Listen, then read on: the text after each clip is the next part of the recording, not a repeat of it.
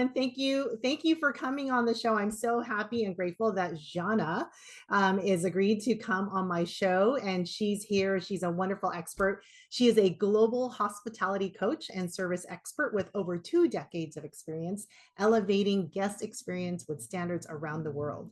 She trains teams and leaders to serve with purpose, presence, and excellence. And as the host of Resilience and Rebirth podcast, Jana holds space for courageous voices, people who share their personal struggles, healing, and victories to uplift and inspire others. Her mission is simple: to create unforgettable guest experiences and empower people to rise through every season of life. So, thank you very much for coming on the show. Welcome, welcome. Yeah, thank you so much. What a great introduction. I appreciate it. Hi, You're Sharon. welcome. It's so nice to be here. Hi, hi. So tell me, so you were in the hospitality field. So how Mhm. did you get into the hospitality field and how did that eventually evolve into your podcast? Yeah, so I mean, I was literally born into the world of hospitality. My dad, he used to be a chef. My mom ran a housekeeping team at a hotel. And so from a very young age, I was very exposed to, the business of hospitality and the business of serving in general and what that really meant. Because my mom was kind of like in the front of the house and my dad was in the back of the house. And so I got to experience basically both premises from a different point of view, from a guest point of view too, because I would be constantly in the guest areas, but also from the back house of the view, because I would be in the kitchen with dad or in the back office with mom or, in the rooms or in the hallways. And so, for me, it was very natural to understand what really it meant to serve others and to really extend your craft in different ways. Because I feel like, so much in the world of hospitality, it's really art. Like it's really an art to really, prepare that room to perfection and you really leave that room in such a kind, clean and nice way so that when a guest enters, they feel very warm and welcome already just because they smell how clean it is.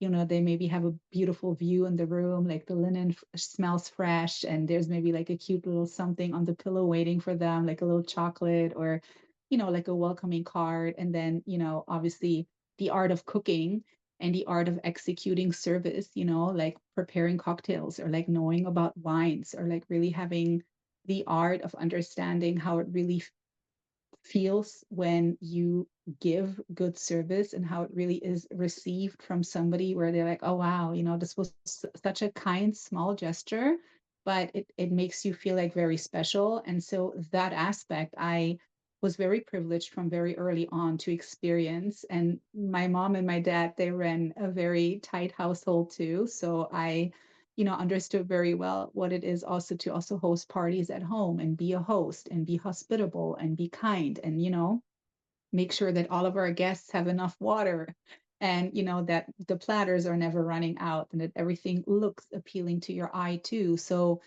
really, my parents were the first ones that kind of really introduced me to this wonderful industry. And then, I just took it up myself to really, start and build and get degrees and travel the world. And hospitality was really like my all-time lover. And he never left me and I never left it. And here we are, 30 something years later, where now I created my own business of really wanting to help business owners and their staffs to amplify on proper guest service and being outstanding and providing customer service. And so I'm really teaching of how to really do that. And it's in very aspects of the business. It's from revenue. How do we drive really higher revenue? How do we accomplish that our guests are constantly coming back? How do we maintain our staff so they won't leave us? How do we decrease to turnover? How do we increase ROIs? And those are all things that play a big role. But really, the overall idea is really about service etiquettes and really providing a memorable and unforgettable experience. And it's about attentiveness, right? And so that's kind of like the overall idea that I took up on myself, wanting to be a helping hand out there to so many amazing business models and establishments that are already existing. But, everybody can use a little Jana, in my opinion. So here I am.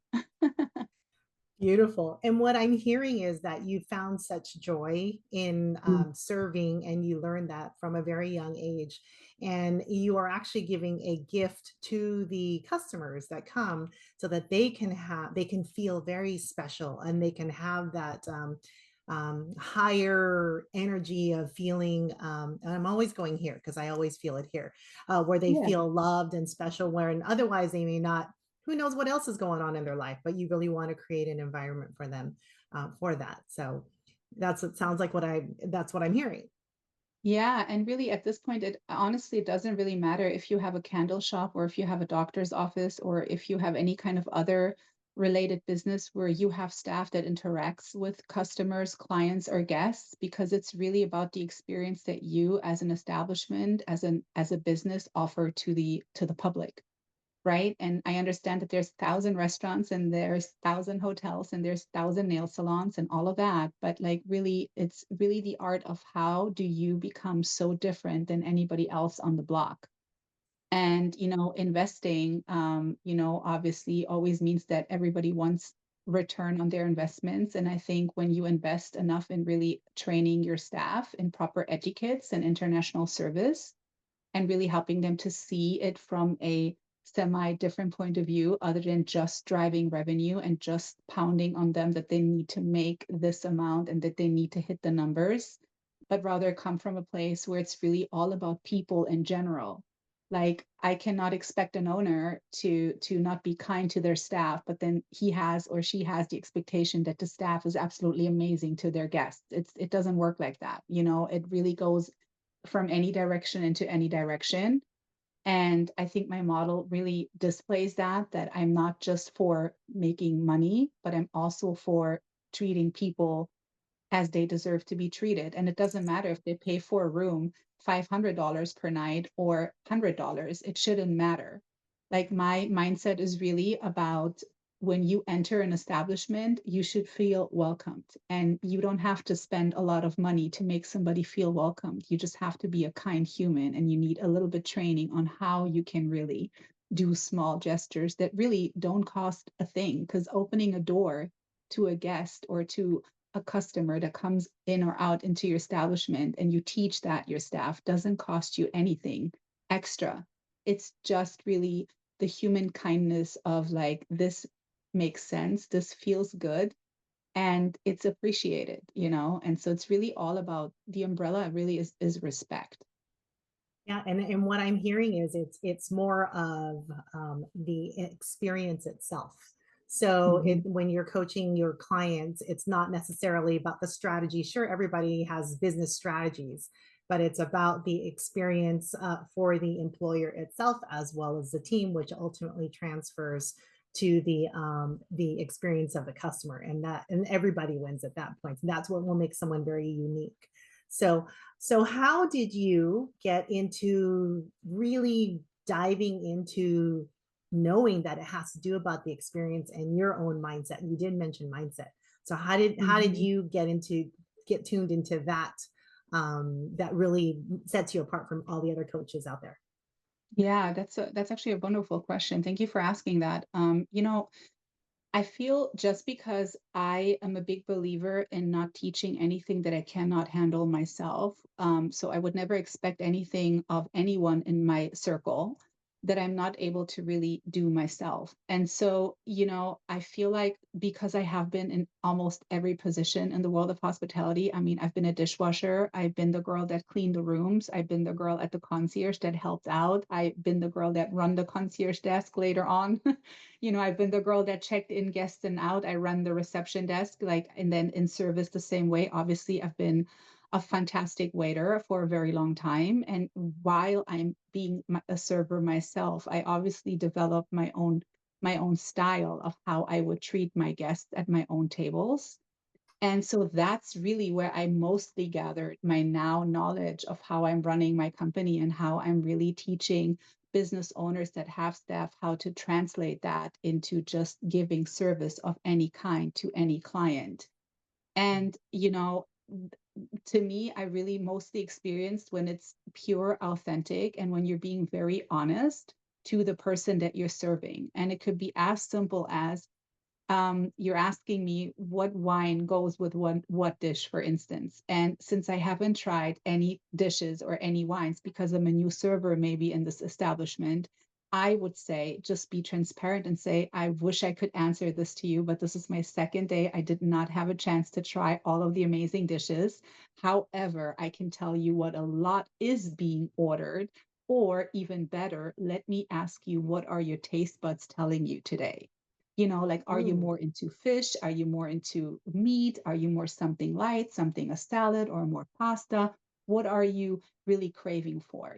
And because once you really know your product very well, it's very easy to just have simple, plain conversation with a guest where you really don't need a menu, where you can just suggest things off of your product knowledge. And so that transparency and really that product knowledge, understanding what you're really selling, and again, that could be in any business, is really key to everything. What comes with upselling is exactly that part. Like you have to have a base of knowing what you're selling in the first place and what products are available to you in order now to upsell other products that would, amplify or emphasize on the product that you already sold to the person because they already are there for that.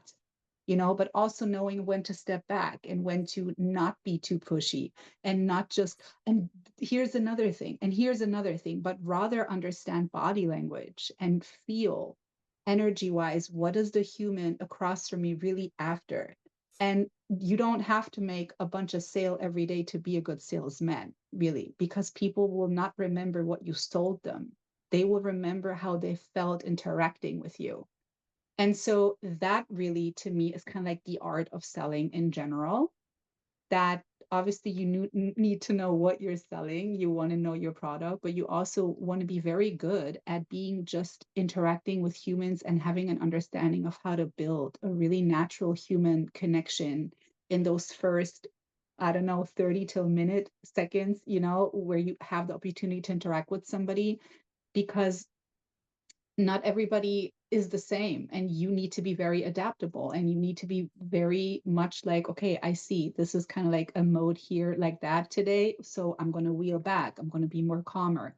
Or if people are more open, then you can be more like, bringing out your entertainment side of you or the little jokey side of you or something. So you need to kind of know a little bit, when to tap in and when to tap out a bit.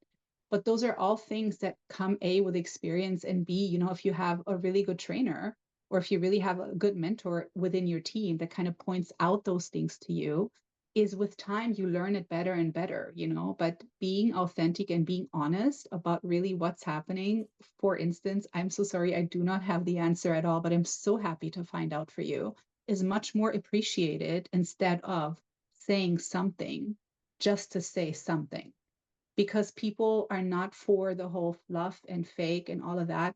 I think we're very much growing out of that mentality. We're very much in this era of like, tell me please what it is, but tell it to me kind.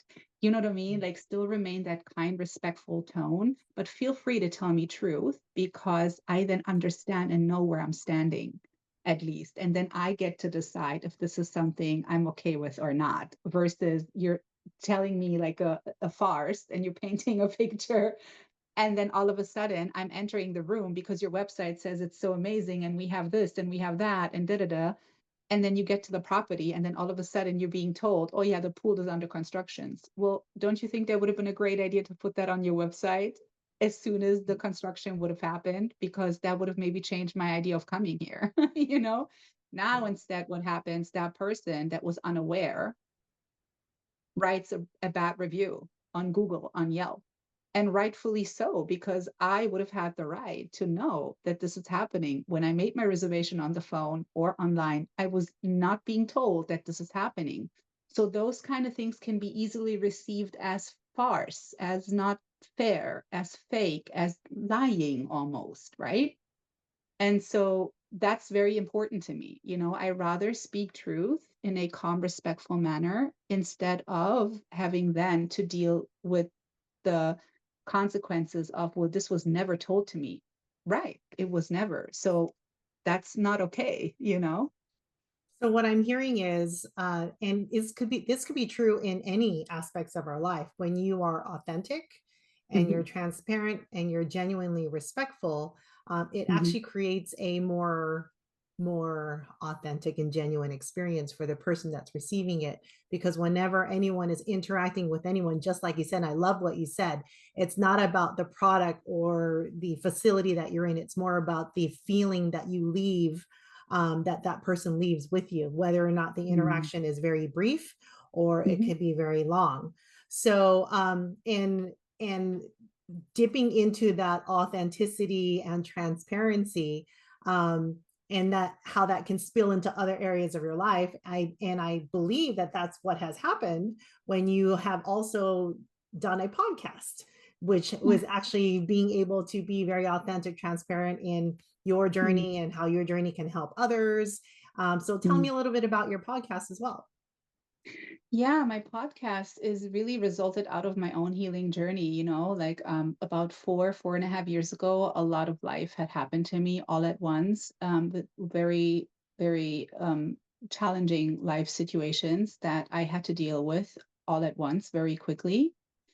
And, when I was going through that transition of understanding that my life will be very different due to those life circumstances, I was really forced, almost for the very first time in my life, to really hone in more on just myself and not listen to the outside world anymore on opinions that I really relied on for a long time, like my girlfriends, like my parents, like my people that I really do trusted it, but just to really learn how to really rely on my own intuition and hone so much more into it with my own faith, that really did force me to look at myself in such a different way, where it was really challenging to face the mirror of like, wow, these are the things that I actually myself contributed for specific situations to even evolve or become or be the way they were. When for a long time, it was very easy to be like, well, this is because that and that had happened. But now I found myself in a situation where I had to look at myself and admit that, yeah, it happened because of that. However, this was my part that I contributed for it to even be this way, right? Because Mm. there's always a 50-50 to anything, right? Like you have a coin, one side has this and the other side has that, and that will never change. And it's like that in anything in life. And the podcast really came out of my own healing journey, just really speaking authentically on the things that I needed to voice for myself, but then also going through a healing journey and going through a major spiritual burst and growth. And I collected specific tools. I came up with specific routines that really worked for me well, where I was just not focused on anything, but just really on my own healing journey and understanding why my character moved the way it did and where was that coming from. Like I was really searching for my why in so many aspects of life because I seriously wanted to understand, why do I find myself often in situations that are so similar, even though they're with different humans, with different people, with different scenarios, but the core seemed to be always the same. So I wanted to understand better, why is that? And I also wanted to understand better myself. Why do I react the way I do in specific ways? Where is that coming from? And so through that, the podcast really was born. It was never my intention once that I intentionally spoke out and said, I will be a podcaster. Never.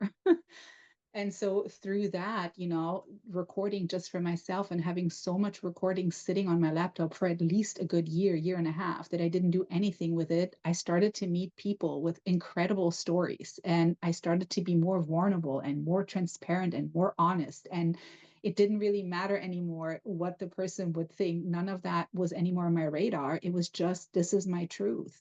This is really what happened. This is really what I said. This is really what I've done, and I owned it, and with owning that, I felt so many people around me started to own theirs too. And then we started to have these amazing, uplifting, and so raw conversations where it's like, wow, we're all so similar in so many aspects in life, yet we're also holding back in so many aspects because we don't want to look weak, or we don't want to cause an argument, or we don't want to rock the boat, or whatever the reason was. And that's, how really people just started to approach me, and they shared their stories with me. And I'm like, this is great. Let's do something with that. And so that's kind of like how R&R really was born. And, here we are a little bit less than a year later. I had incredible humans on there that from really impeccable stories where I sat there and I really was so touched emotionally that I really had to pull it together in that moment, because it touched me to where I could not stop smiling, because I'm like, wow, this is so cool that from this tragic, from this trauma, from this pain and hurt, this human resulted into the human today because they truly believed in themselves and they never let go. And so that to me is just so incredible, because through my mess ups, and really that's the intention of R&R, my mess up can actually rescue your life, or my story can really be something in your life where you're like, wow, this one sentence that this person said, and it doesn't have to be me, it could be one of my guests, was so impeccable, and it touched me so deeply that I really started to think of it in a different way. And it, that's really what the intention is. Every story matters, and every voice matters, and everybody has the right to speak on their own truth. And it's not about right or wrong. It's not about, oh, your story is so small and it's nothing. It doesn't, none of that matters. Like, we all are allowed to feel what we feel, and when we say this is how I experienced it, it should be simply respected, and not like try to digest and explain to, oh, why are you feeling this way, there's no reason for that, and are you sure, don't you think you're overreacting, because that's that person's truth in that moment, or at least it was.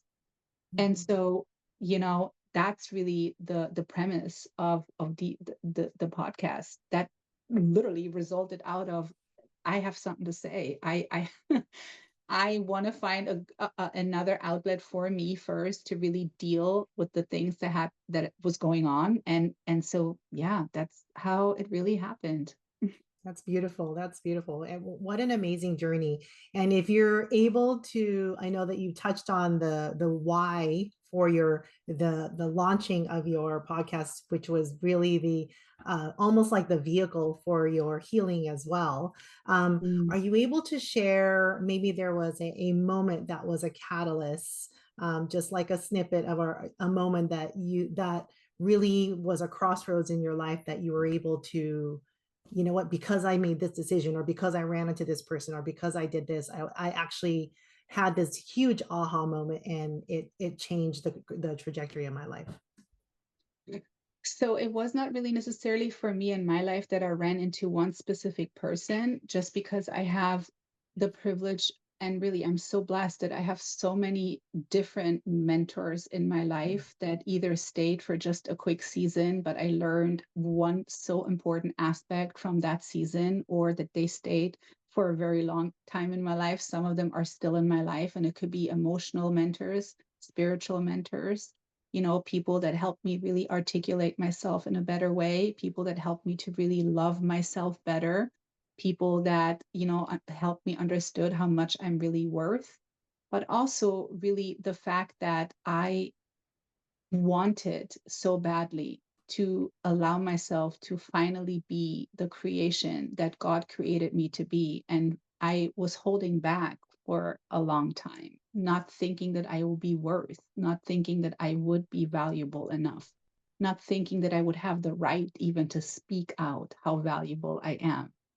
And so once I learned those things through different mentors in my life, it became I became stronger, I became more confident, I became more resilient. But then, in all honesty, I feel like one really pivotal moment was when I was with my son, and he was very small at the time. And I remember, after going through that major period where it was really challenging and it started to become lighter, and I started my own routines, I remember standing in the kitchen and cooking something, and he just asked me, or like I think it was cooking, or I was doing the dishes, and he asked me, he's like, "Why are you smiling?"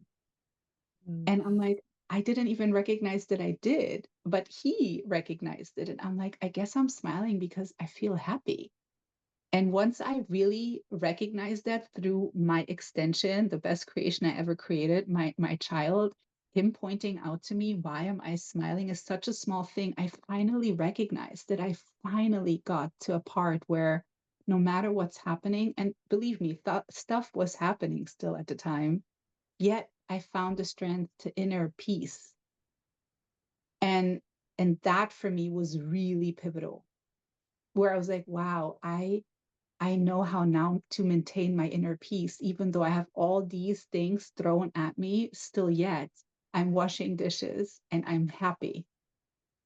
Yeah, and that's beautiful. So finding the gift, no matter what the circumstances are around you, Mm. and you can actually shift your own energy, shift your own perception as to what's happening, and you found the joy in that, in just being present there, doing your dishes and being with Right. your son, and no matter Right. what's going on around you, and that's actually very powerful, and not even realizing that when we as spirit, I say we're spiritual beings having a human experience, that we have Hmm. that power to shift that, and that we're not Hmm. controlled by those circumstances. So that's a Hmm. beautiful moment. Thank you for sharing that. So Yeah, that's thank you too. wonderful, wonderful. Yeah. So Yeah. And so what it is the you know, name of your podcast if someone would love to come and find you? yeah, it's called R&R Resilience and Rebirth, and I'm on every major platform out there. I do also have a YouTube channel for it that I literally just not too long ago created for it. And yeah, anybody really who feels the need and who has the courage to really speak on any story in their life that they feel could be valuable to hear for somebody else is more than welcome to reach out to me, because again, it doesn't matter what the story is. It's really not about anything that's happening in that person's life. What I mean by that is, it to me it doesn't matter how many followers, who has, what are you doing really? Are you like a CEO of something, or are you just like it? None of that matters to me. It just really matters to give a platform where people feel safe on speaking on struggles that were really real and they're very challenging to go through, and just finding healing ways of, maybe for the first time, just speaking on that, because sometimes we feel like we're healed and we're good, but we don't talk about anything. And then here we are finding ourselves the first time talking about it. And I think like that's like that last part of closure where it's like, yeah, I did that, I overcame that and I managed that and I created that, or, and it's a great way of, reflecting on your own accomplishments, because I feel like we do that so little, you know, Right, but it's right. also a great way of really speaking on, I did that for real, like, and so yeah, that's really what I think is so wonderful when we find people that are brave enough to speak on those things, because it's not easy to really admit where you totally went wrong, or you made wrong decisions, or you hurt somebody along the way, or you know would never do today what you maybe did then, but you completely believe that that was totally okay to do. Mm-hmm. And so there's no judgment. That's really the most beautiful thing. There's no judgment on anything. You are really allowed to be who you are created to be. And if like love is a currency that is universal, and it will never run out, and it will never be replaced. Like there's no bigger accomplishment than just being kind, you know. And I love that you said that, really standing on the premise that our universe is really abundant no matter Right. what. And I think you and I had the conversation before we got on our recording, basically saying that, yeah, we're both coaches and there's lots of coaches out there. And Correct. sometimes coaches want to say, oh, I can't go on this coach's show because we're in competition with each other or anything like Right. that. And the reality is we are an abundant universe. Our world is spirit is always providing no matter what. And this is my opinion, that I believe that all of our clients are already picked out for us, by the universe, and that we are answering the divine call to do Mm. this work, to answer those calls for those people who are calling already. So, Mm. it's not like one is taking from another, because we all have our own unique signature. Yeah, exactly. And that whole thing that you just said, it was so beautiful, the whole competition part that you just said, there's really no need to have a thinking like that either, because even if you were to be a coach that happens to be in the same area on the same niche, like maybe five others, at the end of the day, everybody receives a very personal gift before they come here, which is their own personality. And that can never be copied and that can never be exchanged. And it can never be anything, you might have the same content in your workshop that maybe I have, but yet you will obviously deliver it so differently than how I would deliver it. And I think that's really the differentiator in people, because people, like, it's all about energy, like there's Mhm. going to be people that you're not just energetically matching with, and that's totally okay, but it's still not no reason to be disrespectful or judgmental. It's just simply a non-match, Right. and so it's completely okay to say that, hey, look, like, I appreciate and I respect you, but this is just simply a non-match for me, and but I wish you well, and so I think that mindset of, like, I need to compete and I need to this and I need to do all those things that are not really, they're not going to bring you, and they might bring you the deal for that time, but they're not going to be sustainable, because at the end of the day, kindness and love wins, and victories and, like, karma is big, and you might not get it right now, but it will come back at one point. And why not just even leave that completely out and just allow the people to be drawn to you that really truly do believe in your talent? You know what I mean? Just Yeah, and of course, because we are all in the study of these universal laws, and we right, didn't make the universal laws, it just is. And we're right, in the study and we're in the discipline, and we're all basically teachers, just like you said, and with our own signature voice, in yeah, teaching these principles. So mm, yeah, that's yeah, beautiful. That's yeah. beautiful. So Yeah, and there's no need, it's much nicer if we all kind of collaborate together. Like, that's, I'm really big on collaborating, like, I really love getting together with humans in general and just collaborate on, like, hey, have you thought about that? Have you thought about this? Like, I just, before I got on here, I had a quick conversation with a friend of mine. And people in other situations or in other mindsets, they would have maybe told him, hey, look, like, schedule a call with me. I charge you $120 to give you an advice. But, like, to me, I don't work like that. Like, if I can help you in this moment with something that you're bringing to me, obviously I feel like more valued that you even trust me with such personal business issue in this moment, that you would even bring it up. And for that alone, I feel like if I can give you a sentence or a suggestion that I would maybe do in your position, it can help you. Why is the whole need of, oh, I got to charge for this or that or the other? It's kind of like planting seeds moving forward anyway, because there's other people out there that do the very same for me, and it's always a nice give and take. And I think that's the best way of really playing with the universe. It's like, hey, look, you guys, I'm coming towards you 2 steps and they will come 10 back to you, and it's really about sharing knowledge and educating each other and helping each other out. Like, why if does if I have 100,000 followers on Instagram and you, for instance, have 1,000, why would I not just jump on my life very quick or post a post about you and say, hey, have you heard about Sharon's podcast? It's wonderful, check it out. That mm, doesn't cost me anything.